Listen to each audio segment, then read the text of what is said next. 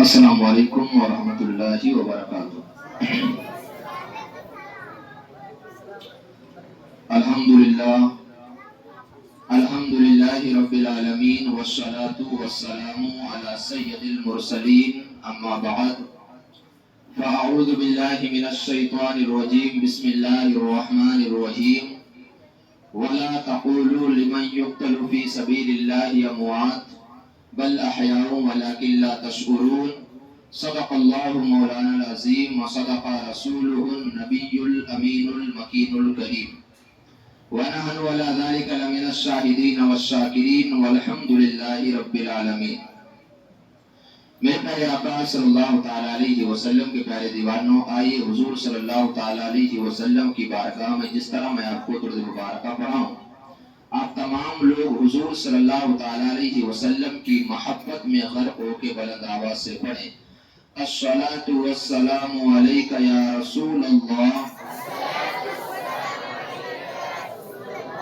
الصلاة والسلام علیک یا نبی اللہ، وعلی آلک وصحابک یا نور اللہ صلی اللہ تعالیٰ علیہ وسلم۔ میرے پیارے آقا صلی اللہ تعالیٰ علیہ وسلم کے پیارے دیوانوں، یہ رات جو ہمارے درمیان سے گزر رہی ہے عاشورہ کی رات ہے، اور اس رات میں امام حسین رضی اللہ تعالیٰ عنہ نے، جبکہ آپ کے دشمن یعنی جو دشمنی فوج تھے سامنے والے، انہوں نے کیا کہا تھا کہ حملہ کریں گے اور امام حسین اور ان کے تمام رفقا کو ہم شہید کر دیں گے، تو انہوں نے کہا تھا کہ آج رات کی مہلت دو، آج رات میں اللہ تبارک و تعالیٰ کی عبادت کرنا چاہتا ہوں، کل صبح سے جو تو تم کو معاملات کرنے سارے معاملات کر لینا۔ یہاں تک بات ہو چکی تھی، اور اس کے بعد امام حسین رضی اللہ تعالیٰ عنہ نے اس رات میں اللہ تبارک و تعالیٰ کی عبادت کی، اور آپ کے جتنے بھی رفقا تھے، آپ کے گھر کی خواتین تھی، ساری کے سارے لوگ عبادت میں مشغول تھے، لیکن وہی یزیدی جو فوج تھی اس کی حالت یہ تھی کہ اس میں کوئی بھی عبادت کرنے والا نہیں تھا، وہ کھیلوں کود میں مشغول تھے، اور اس طرح سے وہ اپنے آپ کو رات گزارنے میں مشغول کر کے رکھے تھے۔ ان کا یہ ماننا تھا کہ کل امام حسین کو ہم شہید کریں گے، ان کے گھر والوں کو شہید کریں گے، اور اس کے بعد ہمیں بڑے بڑے انعام ملیں گے۔ انہیں صرف انعام کی لالچ تھی، انعام کی لالچ میں وہ اپنے آپ کو خوش کیے ہوئے تھے، اور اپنے آپ کو عیش و عشرت والی زندگی گزارنے کے لیے معمول کیے ہوئے تھے۔ لیکن قربان جائیے ہمارے امام پر کہ ہمارے امام نے ایسے وقت میں، جبکہ تقریباً 22,000 کا لشکر سامنے ہو، اور آپ کے ساتھ تقریباً 91 یا 81 لوگ تھے، کتابوں میں الگ الگ بات ہے، جو آپ کے ساتھ میں رفقا تھے ان کی تعداد 72 تھی، اور جو اہل بیت میں سے تھے ان کی تعداد تقریباً 19 تھی۔ اتنی چھوٹی سی جماعت جس میں عورتیں بھی ہیں، بچے بھی ہیں، سارے لوگ ہیں، اور اس کے باوجود ہمارے امام نے ایسے مشکل گھڑی میں بھی اپنے آپ کو سنبھالا، اور اللہ تبارک و تعالیٰ کی شکر سے اپنے آپ کو غافل نہیں کیا۔ آج ہمارا معاملہ کیا ہے کہ ہمارے گھر میں اگر ایک چھوٹے سے بچے کا انتقال ہو جائے، چاہے وہ آج ہی پیدا ہو انتقال ہو جائے، تو ہمارے گھر والوں کی حالت یہ ہوتی ہے کہ ان کی اپنے اور بیگانے کی فکر نہیں ہو پاتی ہے۔ وہ اس بچے کے غم میں اپنے آپ کو نڈھال کر دیتے ہیں، وہ اپنے آپ کو مسجد سے دور کر دیتے ہیں، ان کو پتہ ہی نہیں چلتا کہ اذان بھی ہو رہی ہے، نماز بھی پڑھنے جانا ہے۔ ان کے گھر پہ جو مہمان آتے ہیں جنازے میں شرکت کرنے کے لیے، ان کے ساتھ بیٹھ کے باتیں کریں گے، ساری چیزیں بتائیں گے، اتنی مشکل کے بعد بچے کی ولادت ہوئی ہے، ہوا انتقال ہو گیا، یا بڑا ہوگا تو اس کی باتیں کی جائیں گی کہ اتنے سال تک ہمارے ساتھ تھا، اس کی کیا خوبیاں تھی، کیا اچھائیاں تھی، ساری چیزیں بیان کرتے بیٹھیں گے، لیکن اپنے آپ کو نماز سے دور کر دیں گے۔ یہ ہمارے معاملات ہیں، لیکن قربان جائیے علی کے لالوں پر کہ مشکل کی ایسی گھڑی کی صبح میں سارے دشمن مل کر آپ کو اور آپ کے رفقا کو شہید کرنے والے ہیں، لیکن اس کے باوجود اللہ تبارک و تعالیٰ کے ذکر سے اپنے آپ کو غافل نہ رکھ کر ہم حسینیوں کو یہ سبق دے رہے ہیں کہ اے میرے ماننے والوں، جب بھی تم پر کوئی مشکل گھڑی آئے تو تمہیں گھبرانا نہیں ہے، بلکہ تمہیں صبر کا دامن تھام کے رکھنا ہے، اور اگر زیادہ پریشانی آ جائے تو اللہ تبارک و تعالیٰ کی ناشکری نہیں کرنی ہے، اللہ تبارک و تعالیٰ کا شکر ادا کرنا، اور کوئی بھی مصیبت ہو اپنے آپ کو اللہ کے ذکر سے غافل نہ کرنا۔ لیکن ہمارا معاملہ کیا ہے؟ ہمارے جو حسینی بننے کے ہم جو ناٹک کرتے ہیں، ہمارے لوگ کیا کر رہے ہیں؟ ڈھول بجا رہے، تاشے بجا رہے، عورتوں کے ساتھ خلق ملق کے ساتھ جلوس نکال رہے، پتہ نہیں کون کون سے خرافات قائم کر رہے ہیں۔ آپ بتائیں کہ کربلا کے میدان سے ہمارے امام نے ہمیں یہی سبق دیا تھا کہ تم یہ ساری چیزیں جو خرافات کی ہیں، جو اسلام میں جن کا کوئی اثر ہی نہیں ہے، جس کا اسلام میں کوئی لینا دینا نہیں، وہ چیزیں کرتے بیٹھیں گے؟ اور آج تو حد اتنی ہو گئی ہے کہ لوگ ایسی ایسی چیزیں بنا کے رکھتے ہیں تعزیہ کی شکل میں کہ جن کو دیکھنے کے بعد ایسا لگتا ہے کہ اسلام سے دور دور تک ان کا کوئی لینا دینا نہیں ہے، اور نہ ہی اسلام کی تعلیمات سے ان کو کوئی واسطہ ہے۔ میرے پیارے آقا صلی اللہ تعالیٰ علیہ وسلم کے پیارے دیوانوں، حضرت امام حسین رضی اللہ تعالیٰ عنہ کی جو رفقا تھے، وہ ایسے رفقا تھے، ہماری طرح نہیں تھے کہ یہاں پر مصیبت ہے ہمارا ساتھی ہم کو چھوڑ کے بھاگ جائے۔ آپ ایسے تھے کہ جب تک آپ کے رفقا زندہ تھے، ان رفقا نے آپ کی اتنی مدد کی کہ ان میں سے کسی نے بھی اہل بیت کے جسم پر ایک زخم بھی آنا گوارا نہ کیا۔ انہوں نے کہا کہ جب تک ہم زندہ رہیں گے، ہمارے جسم میں سانس باقی رہے گی، اہل بیت میں سے کسی کو کوئی آنچ یا کوئی تکلیف نہیں آ پائے گی۔ اب آپ سوچیں کہ کتنی محبت کرنے والے آپ کے ساتھی تھے، اور صبح سے لے کے دوپہر تک اتنے آپ کے ساتھی تھے، ایک کے بعد دیگرے گئے اور میدان کربلا میں جا کے اپنے آپ کو شہید کروا لی۔ اور انہوں نے کیوں شہادت کا جام کیا؟ ان کو پتا تھا کہ قرآن کی تعلیمات میں سے ہے وَلَا تَقُولُوا لِمَن يُقْتَلُ فِي سَبِيلِ اللَّهِ أَمْوَاتٌ بَلْ أَحْيَاءٌ وَلَٰكِن لَّا تَشْعُرُونَ، کہ جو اللہ کی راہ میں قتل کیا جائے اسے مردہ مت کہو، بلکہ وہ زندہ ہے، لیکن تم اس کی زندگی کو سمجھ نہیں سکتے۔ یعنی قرآن نے کیا اعلان کیا کہ جو میری راہ میں، یعنی اللہ تبارک و تعالیٰ نے قرآن میں اعلان کیا کہ جو بھی میری راہ میں قتل کیا جائے گا وہ مرے گا نہیں بلکہ وہ زندہ رہے گا، لیکن تم اس کی زندگی کو سمجھ نہیں پاؤ گے۔ آج لوگ نوحہ کرتے ہیں، سینے پیٹتے ہیں، اور اپنے گریبان کو چاک کرتے ہیں، اپنے چہروں پہ تماچے لگاتے ہیں، پتہ نہیں کہاں سے خرافات انہوں نے قائم کر کے یہ سوگ منانے والی، نوحہ کرنے والی عادتیں اپنے اندر پیدا کر لی ہیں۔ میرے پیارے آقا صلی اللہ تعالیٰ علیہ وسلم کے پیارے دیوانوں، ہمارے امام کے جتنے بھی ساتھی تھے دوپہر تک سب ایک کے بعد دیگرے شہید ہو گئے، اور انہوں نے اپنے آپ کو یہ نہیں کہ سامنے زیادہ فوج ہے تو ہم اپنے آپ کو لے کے جائیں اور بزدلی کی طرح کھڑے رہیں، یعنی بزدل انسان کی طرح کھڑے ہو کے مقابلہ کریں، نہیں، وہ تنہا جاتے تھے، اور ان کی عادت یہ تھی کہ جب وہ میدان میں جاتے تھے تو اپنے مد مقابل کو جب آواز لگاتے تھے کہ ہے کوئی میرا مقابلہ کرنے والا، تو سامنے کے دشمنوں کی فوج میں سے جب کوئی ایک بہادر نکل کے آتا تھا، اور یہ امام حسین کے ساتھی جب ان کو اس کو قتل کر دیتے تھے، تو اس کے بعد جب کئی لوگوں کو قتل کرتے تھے تو ابن سعد کہتا تھا کہ یہ امام حسین کے غلام ہیں اور ان کے اندر حیدری خون ہے، اور یہ ایسے ہیں کہ اگر ہم تنہا مقابلہ کریں گے تو ان سے جیتنا بڑا مشکل ہو جائے گا، یہ کام کرے بارگی جماعت کے ساتھ حملہ کرو۔ اب وہ کیا کرتے تھے؟ تیروں کی بارش کرتے تھے، پوری فوج آگے کھپڑی آ کے ان کو گھیر لیتی تھی، اور اس کے بعد وہ شہید ہو جاتے تھے۔ یعنی جب تنہا کوئی مقابلہ کرتا تھا سامنے آ کے تو وہ ان سے کبھی جیت نہیں پاتا تھا، حالانکہ 3 دن سے پانی بن گئے، پیاسے ہیں، بھوکے ہیں، لیکن حالت یہ ہے کہ شیر کی طرح حملے کر رہے ہیں۔ یعنی بزدلی کا اپنے آپ کا مظاہرہ نہیں کر رہا ہے کہ ہم بزدل ہیں، یا ہمارے اندر کائرتا آ گئی لوگوں کی تعداد کو دیکھ کر۔ وہ کہتے نظر آئے کہ حق پر ہم جم کے رہیں گے، اگرچہ دشمن کی تعداد کتنی زائد ہو، ہم پر کتنے ظلم و ستم کر لیں، ہم کبھی بھی حق کا ساتھ نہیں چھوڑیں گے، یہ انہوں نے اعلان کیا۔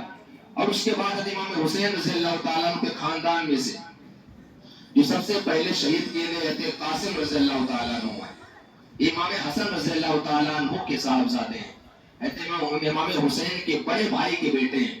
جب وہ آتے اور کہتے ہیں کہ بھائی چاچا جان مجھے میدان جنگ میں جانے کی اجازت دیں، اب آپ بتائیں کہ جس کے بھائی کا انتقال ہو گیا ہو اور بھائی کو زہر دے کے شہید کیا گیا ہو، اور ان کا جوان بیٹا آ کے کہے کہ چچا جان مجھے اجازت دو کہ میں بھی میدان جنگ میں جاؤں، تو ہمارے امام نے کہا کہ بیٹا میں تمہیں کیسے اجازت دے دوں، تم اپنے باپ کی اکلوتی نشانی ہو، تمہیں دیکھنے کے بعد امام حسن کی یاد تازہ ہوتی ہے، تمہیں کیسے اجازت دے دو کہ تم میدان کارزار میں چلے جاؤ۔ تو پتہ انہوں نے کیا کہا کہ چچا جان میں یہ نہیں چاہتا کہ کہ سارے لوگ شہید ہو کے شہادت کا مرتبہ پا جائے اور میں محروم رہ جاؤں.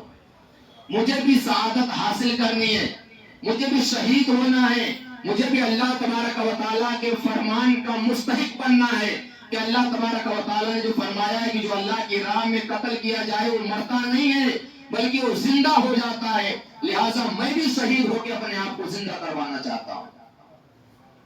حضرت امام حسین نے جب دیکھا کہ میرا بھتیجا اتنا اصرار کر رہا تو آپ نے اجازت دے دی. حضرت امام حسن رضی اللہ تعالیٰ عنہ کے صاحبزادے تھے, قاسم جاتے ہیں, میدان جنگ میں گئے. آپ نے کیا کیا, جب ایک کے بعد ایک کے ساتھ مقابلہ ہوا, آپ نے ساروں کو ہرا دیا. لیکن جب انہوں نے دیکھا کہ یہ ایک کا مقابلہ گڑبڑ کر رہا ہے, ہم ان سے جیت نہیں پا رہے, تو انہوں نے پھر ایک فوج کی جتھی بھیجی کہ جاؤ ایک بار کی حملہ کرو. اور وہ کیسے حملہ کرتے تھے؟ تلوار سے حملہ نہیں کرتے تھے قریب جا کے, وہ تیروں کے ذریعے حملہ کرتے تھے. اب آپ بتائیں کہ ایک چھوٹی سی جماعت مقابلہ کرنے کے لیے ایک فرد آ رہا ہے اور سامنے پوری فوج آ رہی ہے. میرے پیارے آقا صلی اللہ تعالیٰ علیہ وسلم کے پیارے دیوانوں, حضرت قاسم رضی اللہ تعالیٰ عنہ کو شہید کر دیا گیا. اب آپ کے بعد عباس علمبردار کی باری آئی. انہوں نے کہا کہ میں شہید ہونا چاہتا ہوں, اور میں اس لیے شہید ہونا چاہتا ہوں کیونکہ میں دیکھ رہا ہوں کہ 3 دن سے ہم پر پانی بند ہے اور ہمارے پاس پینے کے لیے پانی نہیں ہے. ہمارے گھر میں جو چھوٹے چھوٹے بچے ہیں, جو بیمار ہیں, جو خواتین ہیں, وہ پیاس سے ترس رہے ہیں, ان کی زبان سوکھ رہے ہیں, لہٰذا ان کے لیے میں پانی لینے جا رہا. حضرت امام حسین نے منع کیا, لیکن آپ نے کہا نہیں میں جاؤں گا. اور جب آپ گئے اور آپ کاسا لے کے گئے, اس لیے کہ جاؤں اور میں دریائے فرات سے پانی بھر کے لاؤں اور اپنے گھر والوں کو پانی پلا کے سیراب کر دوں. آپ نکلے, آپ دریائے فرات کے پاس بھی گئے, کتابوں میں آیا کہ آپ نے پانی بھی بھر لیا, لیکن دشمنوں نے اس طرح سے آپ پہ نیزہ اور تلوار بازی کی کہ آپ کے ہاتھ بھی کٹ گئے اور پانی کا ایک بوند بھی آپ لے کے واپس نہ آ گئے. میرے پیارے آقا صلی اللہ تعالیٰ علیہ وسلم کے پیارے دیوانوں, لیکن امام حسین رضی اللہ تعالیٰ عنہ کے جو خاندان والے تھے, ان کی عادت کیا تھی پتہ ہے؟ کہ وہ ڈائریکٹلی جا کے جنگ نہیں کرتے تھے. وہ جا کے کہتے تھے کہ اے یزیدی فوج, تو مجھے پہچان لے کہ میں کون ہوں, تاکہ یہ نہ ہو کہ کل ہم پہچانتے نہیں تھے اس لیے ہم نے ان کو قتل کر دیا یا شہید کر دیا. لہذا پہچان لو کہ میں علی کے لالوں میں سے ایک لال ہوں, علی کے بیٹوں کا میں بیٹا ہوں, یا علی کے بیٹوں میں سے میں بیٹا ہوں. لہذا وہ اس طرح اعلان کرتے تھے, پہچان لو میں نبی کا نواسا ہوں, تاکہ آج تم یہ نہ کرو کہ مجھے قتل کر دو اور بعد میں کہو کہ ہمیں پتہ نہیں تم نے کسے قتل کیا. آج اگر تم مجھے قتل کرو گے, میدان محشر میں رسول اللہ صلی اللہ تعالیٰ علیہ وسلم کو کیا منہ دکھاؤ گے؟ اگر میرے نانا نے سوال کر لیا کہ میرے نواسے کو تو نے کیوں شہید کیا, تو تیرے پاس کیا جواب ہوگا؟ کیا تو یہ جواب دے گا کہ میرے پاس مال و دولت تھی, یا ہم نے تجھ پر حملہ کیا تھا؟ ہم نے تو تجھ پر حملہ بھی نہیں کیا تھا, تم نے خطوط کے ذریعے ہمیں بلائے, پھر ہم آئے, اور اس کے بعد جب آئے تو تم نے مہمانی کا یہ صلہ دیا ہے. تو جب اس طرح سے وہ کہتے تھے تو یزیدی میں سے جو لوگ تھے وہ کپ کپا جاتے تھے. لیکن کہتے ہیں نا کہ انسان جس کو دنیا کی لالچ آ جائے, جس کے اندر دنیا سما جائے, اسے آخرت کی کوئی فکر نہیں ہوتی ہے. ان کو کیا تھا کہ ہم جب ان کو قتل کریں گے تو ہم کو بڑے بڑے انعام دیے جائیں گے, کسی کو رہے کی حکومت دی جائے گی, کسی کو کچھ دی جائے گی, کسی کو عہدہ دیا جائے گا. سارے لوگ عہدے کے نشے میں چور تھے, لہٰذا انہوں نے کیا کیا, حیدری شیروں کو کیا کیا, قتل کر دیا, شہید کر دیا. میرے پیارے آقا صلی اللہ تعالیٰ علیہ وسلم کے پیارے دیوانوں, میں سارے شہداء کے ناموں کو تو نہیں لے سکتا اس لیے کہ وقت بہت کم ہے, اور ہماری جو تقریر کا پروگرام چلتا تھا 10:30 بجے ختم ہو جاتا تھا, لیکن تاخیر اس لیے ہو رہی ہے کیونکہ میں اپنی بات کو صرف 5 منٹ کے اندر سمیٹنے کی کوشش کروں گا. میرے پیارے آقا صلی اللہ تعالیٰ علیہ وسلم کے پیارے دیوانوں, جب حضرت عباس علمبردار شہید ہو گئے, اب حضرت امام حسین رضی اللہ تعالیٰ عنہ کے بڑے صاحبزادے حضرت علی اکبر آئے. انہوں نے کہا کہ ابو جان, میں میدان جنگ میں جانے کی اجازت چاہتا ہوں. تو ہوتا ہے نا کہ ہم اگر اپنے بیٹے کو میدان جنگ میں جانے کی اجازت دے تو اپنے دل پر پتھر رکھنا پڑے گا, اس لیے کہ انسان کو اپنے اولاد سے جو محبت ہوتی ہے وہ محبت پیدا نہیں کرنی ہوتی ہے. اولاد پیدا ہو, انسان کی فطرت میں محبت ہوتی ہے, وہ فطرتاً محبت کرنے لگتا ہے. لہٰذا حضرت علی اکبر نے کہا کہ ابو جان مجھے اجازت دے میدان جنگ میں جانے کی. تو آپ نے کہا کہ بیٹا ایسے اجازت دوں, میں چاہتا کہ میں جا کے شہید ہو جاؤں, اور یزید صرف میرا دشمن ہے, میری شہادت کے بعد وہ کسی سے کوئی لینا دینا نہیں رکھے گا. یہ کہتے ہیں نا کہ ہر کوئی شہادت کا جام پینے کا شوق رکھنے والا تھا, کوئی نہیں چاہتا تھا کہ میں شہادت کے جام سے محروم ہو جاؤں. حضرت علی اکبر نے کہا کہ ابو جان اجازت ہے میں جاؤں. آپ نے اجازت دی. اب آپ کے صاحبزادے جب آپ گئے, آپ نے بھی دشمنوں سے جا کے جنگ کی اور آپ کی بھی شہادت ہو گئی. حضرت امام حسین میدان جنگ میں جاتے تھے, اپنے جو رفقا آپ کے تھے, آپ کے گھر والے تھے, ان کی لاشوں کو اٹھانے جاتے تھے. اب آپ سوچیں ایک تنہا سارے لوگوں کی لاشوں کو جب میدان کربلا سے اٹھا کے اپنے خیمے میں لاتا ہوگا, اس کے ہاتھ میں کیا اتنی طاقت تھی. ایک قربان جائے امام حسین رضی اللہ تعالیٰ عنہ کے صبر پر, آپ کی ہمت پر, کہ آپ سارے لوگوں کے لاشوں کو اٹھا کے لا رہے, لیکن آپ کے پائے استقلال میں جنبش تک نہیں آ رہی ہے, آپ کا پاؤں نہیں لڑکھڑا رہا.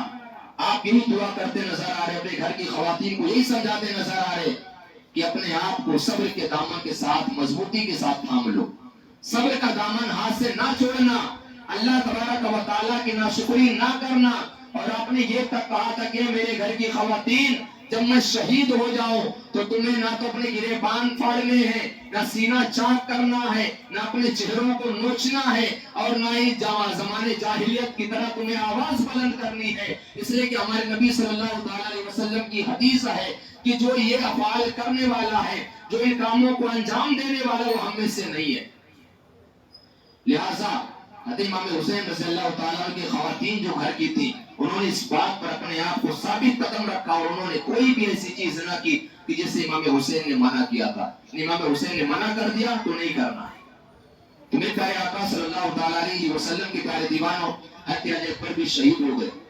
اب حضرت زینب آئی حضرت علی اصغر کو گود میں لے کے, کہتی ہے کہ بھائی جان, ہمارے اوپر کوئی اگر ظلم و ستم کا پہاڑ بھی ڈال دے نا تو ہمیں برداشت ہے, لیکن یہ 6 ماہ کا چھوٹا سا بچہ ہے, پیاس کی وجہ سے زبان نکال رہا ہے اور رو رہا ہے, اس کا رونا ہمیں گوارا نہیں ہو رہا ہے. یہ جب روتا ہے پیاس کی وجہ سے تو ہمارے سینے چھلتے جا رہے ہیں. بھائی جان ایک کام کرو, اس کے تھوڑا سا پانی لے کے آ جاؤ. اب آپ بتائیں, بہن فریاد کرے, بیٹے کو گود میں لے کے رکھے اور اس طرح سے کہے تو بھائی پر کیا گزرے گی. حضرت امام حسین نے کہا ٹھیک ہے لاؤ, میں اپنے بیٹے کو لے کے جاتا ہوں, شاید ظالموں کو رحم آ جائے, تھوڑا سا پانی دے دیں. آپ گئے اور آپ نے کہا کہ یزیدی فوج, تمہاری دشمنی مجھ سے, اس 6 ماہ کے بچے نے تمہارا کیا بگاڑا ہے. آج اگر تم اس چھوٹے سے بچے کو پانی دے دو گے تو میدان محشر پر یہی بچہ تمہیں حوض کوثر سے پانی پلاتا نظر آئے گا. جن کہتے ہیں نا کہ جن کے نصیب میں جہنم لکھ دیا جائے انہیں جنت کی فکر نہیں ہوتی ہے. انہوں نے پانی دینے کے بجائے ایسا زہر آلود تیر چلایا جو حضرت علی اصغر کے حلق کو چیرتا ہوا امام حسین کے بازو میں پیوست کر گیا. اب آپ بتائیں, پانی کے لیے گئے تھے, کیا کیا انہوں نے, ایسا تیر چلایا کہ گلا ہی چھل گیا. حضرت علی اصغر اپنے باپ کی گود میں دم توڑ دیے. حضرت علی اصغر کے حلق سے آپ نے تیر نکالا. تیر نکالنے کے بعد ہمارے امام نے اللہ تبارک و تعالیٰ کو شکر ادا کیا کہ مولا تیرا شکر ہے کہ تو نے اس میرے چھوٹے سے بچے کو بھی اپنے راہ میں شہید کروا دیا. ہمارا معاملہ کیا ہوتا ہے کہ ہمارے گھر پر مصیبت آ جب ہم کہتے ہیں ساری مصیبت ہم پر ہی ڈالنی تھی, معاذ اللہ, ہم اللہ کی ناشکری کرنے لگتے ہیں. تھوڑی سی بیماری آ جائے, ساری بیماری میرے گھر میں آ گئی ہے. ہمارے معاملات یہ ہوتے ہیں کہ امام حسین نے جو ہمیں درس دیا ہے, اس درس سے ہمیں سبق حاصل کرنا ہے کہ ہمارے امام نے کبھی بھی صبر کا دامن نہیں چھوڑا, اللہ کی ناشکری نہیں کی. آپ نے ہمیشہ یہی دعا کیا کہ مولا اس آزمائش میں مجھے کامیاب کر دے, اور اللہ تبارک و تعالیٰ نے آزمائش میں آپ کو کامیاب کیا. آپ اپنے چھوٹے بچے کو لا کے مقتل سے آپ جب خیمے میں لے کے آئے اور آپ نے لٹایا تو گھر کی عورتوں میں شور برپا ہو گیا, رونے لگی. تو آپ نے کہا کوئی نہیں روئے گا, اس لیے کہ اگر آج تم رو گی تو لوگ یہ چیز کو دلیل بنا لیں گے کہ امام حسین کے گھر میں جب کوئی شہید ہوتا تھا تو ان کے گھر کی خواتین آواز کے ساتھ روتی تھی. ہاں تکلیف ہوتی ہے, تکلیف کو برداشت کرو, اپنے جو غم ہے اور غم کو گھوٹ بنا کے پی جاؤ, اپنے غم کو باہر نہ آنے دو. اب آپ سوچیں کتنی صبر کرنے والی خواتین تھی, کوئی بھی آواز نہیں نکال رہی, اگر رو بھی رہے تو صرف آنکھوں سے آنسو گر رہے, آواز نہیں آ رہی ہے. اس کے بعد امام حسین رضی اللہ تعالیٰ عنہ تنہا بچے. حضرت امام زین العابدین بھی بچے لیکن وہ بیمار تھے. انہوں نے کہا کہ ابو جان میں جانا چاہتا ہوں, تو آپ نے کہا نہیں, تم بیمار اور بیمار کو جنگ میں جانے کی اجازت نہیں ہوتی ہے, لہٰذا تم رہو اور تمہیں گھر والوں کا خیال رکھنا ہے. امام حسین جب ساری چیزوں سے لیس ہو کے تیار ہو کے میدان کربلا میں گئے، آپ نے آخری خطبہ دیا، اے میرے نانا جان کے کلمہ پڑھنے والوں، تم ایک بات بتاؤ، کیا میں اپنی مرضی سے آیا تھا؟ کیا میں جنگ کرنے کے ارادے سے آیا تھا؟ کیا میں نے ایسی کوئی چیز کہی کہ جس سے تم میرے جان کے دشمن ہو جاؤ؟ میں صرف اس لیے آیا کہ تم لوگوں نے خطوط کے ذریعے سے ہمیں دعوت دی، تمہاری دعوت پر میں آیا، اور آنے کے بعد تم نے ہمارے ساتھ یہ صلح کیا۔ کیا تمہیں نہیں پتا کہ میں تو جس نبی کا تم کلمہ پڑھتے اس کا میں نواسا ہوں؟ جن لوگوں کو تم شہید کر رہے، ہمارے نبی ان لوگوں کو اپنی گود میں کھلایا کرتے تھے۔ اور اگر تم مجھے شہید کرنا چاہتے ہو تو تمہیں پتا ہونا چاہیے کہ مجھے میرے نانا جان اپنے کندھوں پہ بٹھا کے گھمایا کرتے تھے۔ اگر نماز کی حالت میں ہم پیٹھوں پہ سوار ہو جائیں تو ہمارے نانا جان اپنے سجدے کو طویل کر دیا کرتے تھے۔ یہ سارے مرتبے، یہ ساری حدیثیں تمہارے سامنے نہیں آئی ہیں؟ کیا میرے نانا جان نے نہیں کہا کہ میں جنتی نوجوانوں کا سردار ہوں؟ یہ سارے اعلان آپ نے اس لیے کہ تاکہ سارے لوگوں کو پتا ہو جائے کہ ہاں واقعی یہ چیزیں ہیں، لیکن ہم یہ قتل اس لیے کر رہے ہیں کہ ہمارے دل کے اندر سے دنیا سما گئی ہے۔ امام حسین نے جنگ کیا، اور آپ کس طرح سے حملے کرتے تھے جیسے بھوکا شیر بکریوں پر حملہ کرے تو جدھر جائے بکریوں کو پھاڑ ڈالے، ایسی حالت ہے امام حسین کی۔ جدھر جاتے تھے پرکچے اڑا دے رہے، لوگوں کو قتل و غارت گری کر رہے، لوگوں کو اس طرح سے قتل کر رہے کہ لوگوں کے پہاڑ جیسے لگ رہا کہ لوگوں کے پہاڑ ہو گئے ہیں لوگوں کے جسموں کے ذریعے سے۔ لیکن کہتے ہیں نا کہ جب حملے اتنے زائد کرنے والے تو ایک تنے تنہا بندہ کتنا حملہ برداشت کر سکتا ہے؟ آپ لڑتے لڑتے تھک گئے، ظہر کی نماز کا وقت بھی ہو گیا، جمعہ کا دن تھا، میرے پیارے آقا صلی اللہ تعالی علیہ وسلم کے پیارے دیوانوں، اس کے بعد ایک نیزہ مارا گیا یا ایک تیر چلایا گیا جو آپ کے پیشانی میں آ کے چوب گیا، اور وہی پیشانی جسے ہمارے نبی صلی اللہ تعالی علیہ وسلم چوما کرتے تھے۔ ہمارے نبی کا ارشاد فرماتے تھے کہ جو امام حسین سے محبت کرتا ہے وہ مجھ سے محبت کرتا ہے، اور جو مجھ سے محبت کرتا ہے وہ اللہ تبارک و تعالیٰ سے محبت کرتا ہے۔ اب آپ بتائیں، جو امام حسین کو تکلیف دے رہے تھے، جو امام حسین کے جسم پر زخم لگا رہے تھے، وہ کیا کر رہے تھے؟ کہ اپنے آپ کو نبی کے عشق میں ڈھال رہے تھے؟ نہیں، اپنے آپ کو نبی کا دشمن بنا رہے تھے، اور انہوں نے اپنی عاقبت کو خراب کیا، اپنی آخرت کو خراب کر دیا۔ میرے پیارے آقا صلی اللہ تعالی علیہ وسلم کے پیارے دیوانوں، ہمارا امام جب زخموں سے چور ہو گیا اور گھوڑے سے گرا تو ہمارا امام سجدے میں گیا، اور جب ہمارا امام سجدے میں گیا تو دشمنوں نے آپ کی گردن کو آپ کے تن سے جدا کر دیا۔ میرے پیارے آقا صلی اللہ تعالی علیہ وسلم کے پیارے دیوانوں، کربلا کے واقعات کو سنتے ہیں تو ہمارے اندر صرف یہ چیز پیدا ہوتی ہے کہ تھوڑی دیر کے لیے ہمارے دل میں پریشانی آتی ہے، غم آتا ہے کہ امام حسین نے قربانی دی، ان کے گھر والوں کو ایسے شہید کیا گیا۔ ہم یزیدی فوج کو گالی دیتے ہیں، ساری چیزیں کرنے کے بعد ہم کیا کرتے ہیں؟ اپنے آپ کو پھر ساری چیزوں سے بھلا دیتے ہیں، یعنی بھول جاتے ہیں کہ کیا معاملات ہوئے تھے، کیوں ہوئے تھے، اس پر ہم کبھی غور نہیں کرتے۔ میں اپنی آخری بات کہہ کے رخصت ہونا چاہتا ہوں۔ امام حسین رضی اللہ تعالیٰ عنہ کو جب شہید کیا گیا تو ان دشمن فوجوں نے آپ کے خیمے میں آگ لگا دی۔ وہ عورتیں جو اپنے آپ کو کبھی بے پردہ نہیں رکھتی تھی، ان کے دوپٹوں کو کھینچ لیا گیا، اور انہوں نے اپنے پردے کا اس طرح سے مظاہرہ کیا کہ جب ان کے دوپٹوں کو کھینچا گیا تو جو ان کے خیمے کے جلے ہوئے قنات کے ٹکڑے بچے تھے، انہوں نے اپنے سر کو چھپانے کے لیے ان جلے ہوئے قنات کو اپنے سر پہ رکھ لیا۔ انہوں نے پردے کا دامن بھی نہیں چھوڑا۔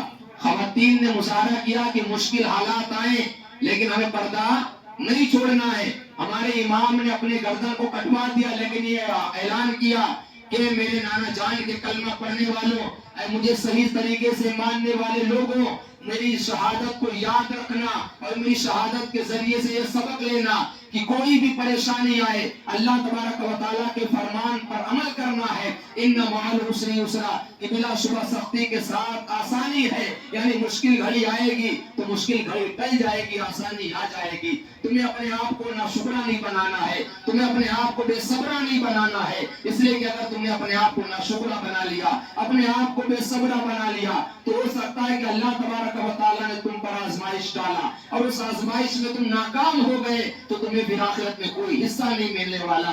लिहाजा जब भी अल्लाह तबारक व तआला आजमाइश में डाले, मुसीबत आए, परेशानी आए, तो करबला के इमाम को याद कर लेना कि हमारे इमाम ने सारी परेशानियों को बर्दाश्त किया था। हमारे इमाम ने अपने आप को कत्ल करवाना गवारा कर लिया था, लेकिन अल्लाह तबारक व तआला के अहकाम को रद्द करना गवारा नहीं किया था। अल्लाह तबारक व तआला के अहकाम पर पाबंदी के साथ अमल करके दिखाने वाली जात का नाम इमाम हुसैन रज़ियल्लाहु तआला अन्हु है। तो हमें ये सबक लेना है कि हमें हमारे इमाम ने आखिरी वक्त तक अपने आप को सजदे में रखा। जब हमारे इमाम के सर को धड़ से जुदा किया गया तो हमारा इमाम सजदे में था। लिहाजा हम भी सजदों की पाबंदी करें, अपने आप को नमाजों का पाबंद बनाए। हम कहीं भी रहे नमाज ना छोड़े, तनहा पढ़ ले चलेगा, लेकिन नमाज की पाबंदी करें। हमारे इमाम ने सब्र का हमें दर्स दिया, हम अपने आप को साबिर बनाए। अगर मुसीबत आए तो सब्र करें, अगर किसी की बात बुरी लग जाए तब भी सब्र करें। मेरे प्यारे आका सल्लल्लाहु तआला अलैहि वसल्लम के प्यारे दीवानों, हमें मैदान करबला से ये सबक लेना है कि हमें अल्लाह और उसके रसूल के अहकाम को नहीं बदलना है और नहीं अल्लाह उसके रसूल के अहकाम की नाफरमानी करनी है। इसलिए कि हमारा मामला कैसा है, हमारे लोग जो ढोल ताशे बजाते हैं, आप बताएं, अते इमाम हुसैन की पूरी जिंदगी को आप पढ़ लें, मैदान करबला से आने से लेके खत्म होने तक, शहीद होने तक सारे वाकयात आप पढ़ लें, आपको कहीं भी ये नहीं मिलेगा कि इमाम हुसैन के खेमे में किसी ने ढोल बजाया हो। ढोल किसने बजाया था? जब उन्होंने इमाम हुसैन को शहीद किया तो उन्होंने खुशी में ढोल तमाशे बजाए थे, मुल्क शाम में ढोल तमाशे बजाए थे, लोग जीत के जश्न मना रहे थे। और मनाने वाले कौन थे? यजीदी थे। तो अगर अपने आप को हुसैनी कह के ढोल बजाने में मशगूल करते हैं तो अपने हम गिरबान में झांक के ले कि हम हुसैनी हो नहीं सकते, हम यजीदी तो हो सकते हैं लेकिन हुसैनी नहीं हो सकते। इसलिए कि हुसैन का मानने वाला कभी भी अल्लाह उसके रसूल की नाफरमानी नहीं करता। तो हम कोशिश करें कि अल्लाह उसके रसूल सल्लल्लाहु तआला अलैहि वसल्लम की फरमाबरदारी करें। अल्लाह तबारक व तआला हम तमाम को इमाम हुसैन रज़ियल्लाहु तआला अन्हु की जिंदगी से सबक हासिल करने की तौफीक अता फरमाए। मौला ताला हम तमाम को दीन इस्लाम के अहकाम पर पाबंदी के साथ अमल करने की तौफीक अता फरमाए। मौला ताला मेरे बोलने में अगर किसी किस्म की कोई गलती है तो माफ फरमा। अस्तगफिरुल्लाह रब्बी मिन कुल्ली ज़ंबी व अतूबु इलैह। ला इलाहा इल्लल्लाह मुहम्मदुर रसूलुल्लाह सल्लल्लाहु तआला अलैहि वसल्लम। व आखिरु दावाना अनिल हम्दुलिल्लाहि रब्बिल आलमीन। खड़े हो जाएं, सलातो सलाम।